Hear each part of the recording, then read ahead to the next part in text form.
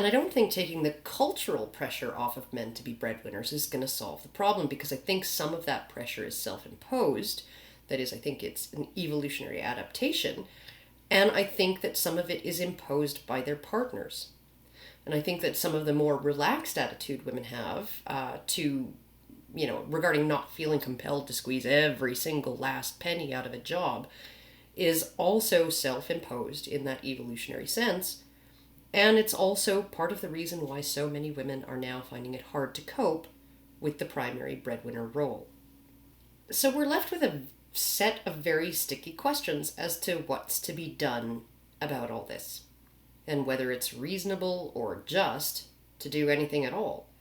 If part of the reason women earn less and female-dominated fields are lower paying is because women don't prioritize earnings to the degree men do, in aggregate at least, should we be applying external pressure on women to change their priorities? Would this serve a greater good? Would it make women happier, given their complaints about how they feel, how stressed out and strained and worried they feel when they find themselves in the primary breadwinner role? Or would it just make more women miserable? If we completely removed the external cultural pressures on men to be breadwinners, would they all just suddenly want to work part-time? Or are their internal impulses toward prioritizing productivity too pervasive for that to happen en masse? Maybe some might take the leap and work part-time, but I don't know if all men would. Or do we simply attempt to artificially equalize pay between fields? Pay equity, that experiment we did in Canada that was a massive failure. I mean, if we do that, won't the forces I described that Catherine Hakim suggests are at work here, wouldn't they simply cause a readjustment and put us right back where we are? So should we apply state coercion to prevent the market from correcting? And would any of this serve the cause of human happiness and fulfillment? Now, more than this, the line between culture and biology is really blurry. I've actually linked to a video of Jim's in the past on nature versus nurture, where he repeatedly mangled the term toy choices. I've linked that in a lot of places because I think it's really, really brilliant. In it, he suggested that while the culture sends messages as to what kind of toys boys and girls should prefer, and that parents often subconsciously or unconsciously steer their kids toward choosing those toys without even realizing they're doing it, we still can't necessarily attribute this behavior on the part of parents or the culture to some kind of arbitrary cultural force. Parents themselves may be predisposed by evolution to treat their children differently based on sex, in the service of perpetuating their own genes through their grandchildren. That is, if certain different behaviors have led to success between boys and girls, then parents who treat their boys and girls differently and encourage those boy behaviors in boys and girl behaviors in girls will themselves be more successful. So it's really, really, really difficult to untangle culture and biology when it comes to these things.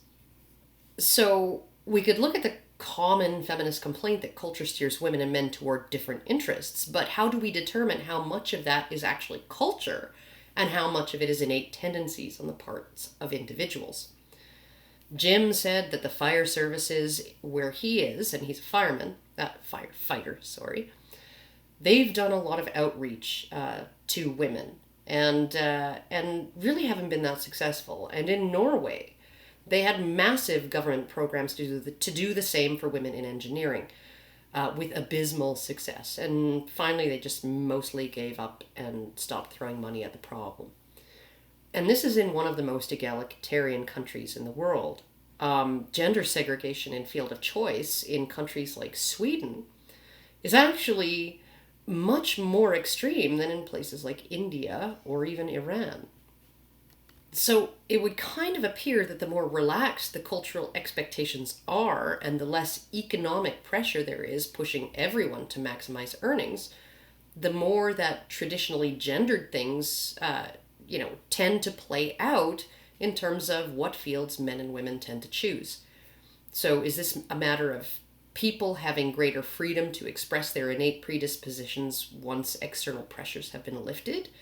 Or is there some different hypothesis that could explain this phenomenon that's been repeated in studies of 53 different countries worldwide? And even more than this, to what extent are the cultural forces we believe are at play here? To what extent are they actually men and women seeing what they want to see? I mean, what if we have a predisposition towards noticing and internalizing certain cultural messages more than others? So, when this little girl looked at the toy cars her mother bought her to avoid perpetuating gender stereotypes, was the little girl seeing, toy cars that she could drive off the edge of the coffee table into imagined fiery crashes, the way my boys played with cars? No. She was seeing weird looking dolls. So if you completely neutralize the pressure on men to be breadwinners, if all the messages in the culture were gender neutral regarding breadwinning and homemaking, would men be predisposed to see the messages about breadwinning and not see the ones regarding homemaking, the way that little girl saw dolls rather than cars? Would women be predisposed in the other direction? What if 3/4 of the messages in the culture were about men being homemakers and 1/4 were about men being breadwinners? Would men notice the former message more than the latter simply because of its pervasiveness? Or would he notice and internalize the messages that resonate with him because he has an evolutionary predisposition?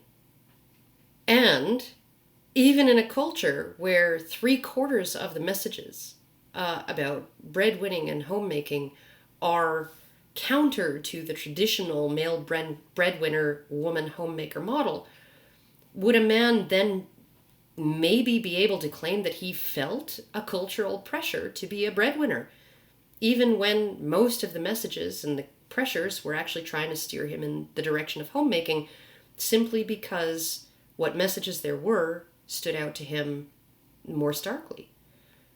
So do our predispositions influence what cultural messages we notice and internalize? And might we then attribute our choices to cultural pressures rather than our own predispositions? Anyway, that's probably not all I have to say on that subject, but I thought it maybe posed a large number of interesting questions that people can talk about and discuss. Any feedback you want to give me on this in the comments, that's where it belongs. And go check out Jim. He's awesome, and he's definitely very, very funny. Just in the way he swears, he just has this way about him. I don't know. I find him charming, and I listen to him. I'll listen to old videos of him just because of his style of delivery. And so yeah, I would suggest one of my favorite ones is on being a father, where the first half of the video he talks about, well, shit. Talks about how much shit is involved with having a baby, and it seems kind of apropos since I'm about to go and put my dog in a bathtub and hose a bunch of dried puke off of her. So, thanks for listening, and hopefully I will have another video up for you pretty quick. Bye.